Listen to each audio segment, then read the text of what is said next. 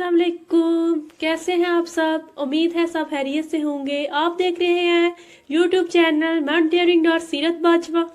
जी हाँ दोस्तों, आज की ये वीडियो एक ऐसे तलस्मियाती इलेक्ट्रिकल कंपोनेंट के बारे में है जो इलेक्ट्रिकल के अंदर स्पेशल मोटर, जनरेटर और ट्रांसफार्मर में रीढ़ की हड्डी की तरह काम करता है।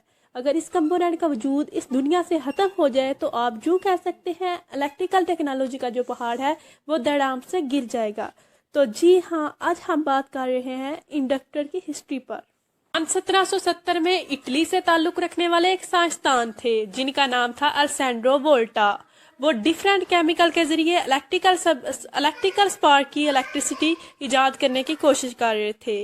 1800 में वो दुनिया की पहली बैटरी बनाने में कामयाब हो गए जो कि डीसी इलेक्ट्रिकल एनर्जी की फॉर्म में इलेक्ट्रिकल एनर्जी को स्टोर कर सकती थी। अच्छा, ये वही अलेसैंड्रो वोल्टा हैं जिनके नेम पे हम ईएमएफ यानी वोल्टेज के यूनिट को वोल्ट कहते हैं। जी तो दोस्तों, जब उन्होंने बैटरी बनाई तो बिजली सिर्फ डीसी होती थी, एसी सप्लाई का कोई वजूद ही नहीं था।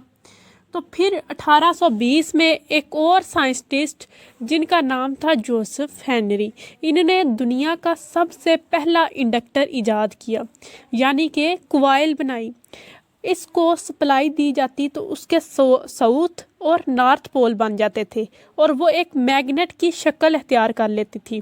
और यूँ जोसेफ हेनरी अपनी इस प्रोडक्ट पर रिसर्च करते रहे। फिर ठीक 10 साल बाद उनकी मुलाकात हुई एक और साइंसदान से जिनका नाम था माइकल फेराडे। ठीक है, और ये साइंसदान भी इन दिनों में इलेक्ट्रिसिटी की जनरेशन पर काम कर रहे थे। इनका तरीकाकार थोड़ा सा मुख्तलिफ था। ये एक स्ट्रेट कॉपर वायर को परमानेंट मैग्नेट की फील्ड के अंदर घुमाते और बिजली पैदा करते थे। यूँ इन दिनों में इन तमाम साइंटिस्ट ने मिलकर दुनिया का सबसे बड़ा कमर्शियल इलेक्ट्रोमैग्नेट जो है वो तैयार कर लिया था। जी तो दोस्तों, ये थी इसकी हिस्ट्री इंडक्टर की। तो अब हम बढ़ते हैं इसकी डेफिनेशन की तरफ। इसकी डेफिनेशन क्या होगी? When a piece of wire wound in the form of coil that's also called inductor.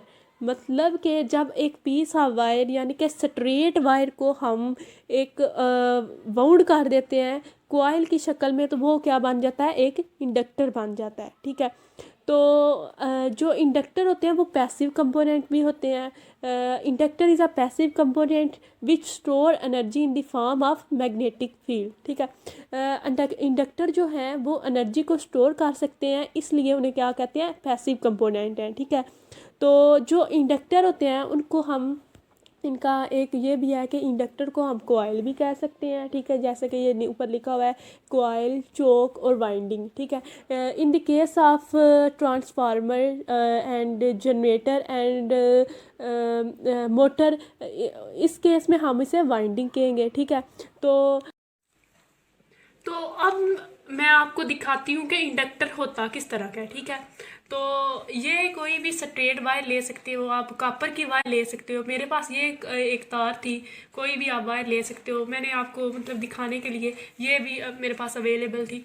तो ये कोई भी स्ट्रेट वायर है। ठीक है, ये कोई भी आप ले सकते हैं, स्ट्रेट वायर है। ठीक है, अब इस स्ट्रेट वायर को हम जब वाउंड कर देंगे, जैसे कि डेफिनेशन में मैंने बताया था कि when a piece of wire, ठीक है, ये एक पीस ऑफ वायर है। ठीक है, इसको वाउंड कर दिया आपने, देखे इस तरह मैं अपने हाथ पे वाउंड कर देती हूँ। ठीक है, कोई भी मतलब आप कॉपर वायर ले सकते हैं, कोई भी ले सकते हैं। ठीक है, इसको हम वाउंड कर दिया तो ये क्या बन गया? एक इंडक्टर बन गया। ठीक है, तो ये है हमारे पास एक इंडक्टर बन गया। ठीक है, अब हमने इसमें करंट पैदा करनी है। इसकी वर्किंग की तरफ आते हैं। मैंने आपको दिखाया है ये एक इंडक्टर है। ठीक है, इसकी वर्किंग की तरफ आते हैं। इस वाली कॉइल को हम क्या करते हैं? एक बैटरी के साथ जोड़ देते हैं। ठीक है, अच्छा, अब क्या करेंगे कि एक हम दो लेके आएंगे मैग्नेट। ठीक है, जिसके 2 पोल हों, एक हो नॉर्थ और एक साउथ पोल।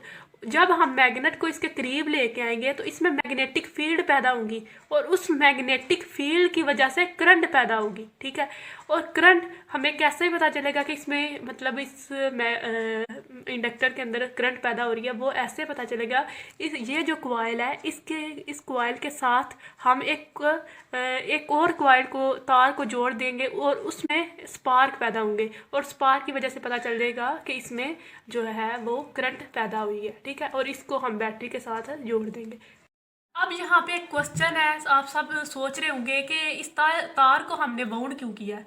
देखिए, हम इस तार को स्ट्रेट भी तो रख सकते थे ना, इसको हमने बाउंड क्यों किया? क्या वजह थी जिसकी वजह से हमें इसको बाउंड करना पड़ा है? इसकी पता क्या वजह थी? इसकी वजह ये है कि जब हमने इसको इसके करीब मैग्नेट को लेके आएंगे तो इसमें मैग्नेटिक फील्ड पैदा होंगी। ठीक है, और जब स्ट्रेट वायर के करीब मैग्नेट को लेके आएंगे तो उसमें मैग्नेटिक फील्ड नहीं पैदा होंगी। इस वजह से हमें इसको बाउंड करना पड़ा कि इस मैग्नेटिक फील्ड पैदा हो और मैग्नेटिक फील्ड की वजह से करंट पैदा हो। इसके मतलब मेन रीज़न यही है कि मैग्नेटिक फील्ड पैदा करने के लिए। और सब जानते हो कि मैग्नेटिक फील्ड अगर पैदा हो तो तब भी करंट पैदा होती है। ठीक है, और इस वजह से हमने इसको बाउंड किया, इसकी मेन रीज़न यही थी। ठीक है, और ये थी आज की हमारी वीडियो। इंशाल्लाह नेक्स्ट एक न्यू टॉपिक के साथ। Please subscribe my channel. जब आप सब्सक्राइब कर लें तो साथ बेल आइकन को भी दबा दीजिएगा ताकि मेरी हर आने वाली न्यू वीडियो आप तक इजीली पहुंच सके। Thank you so much.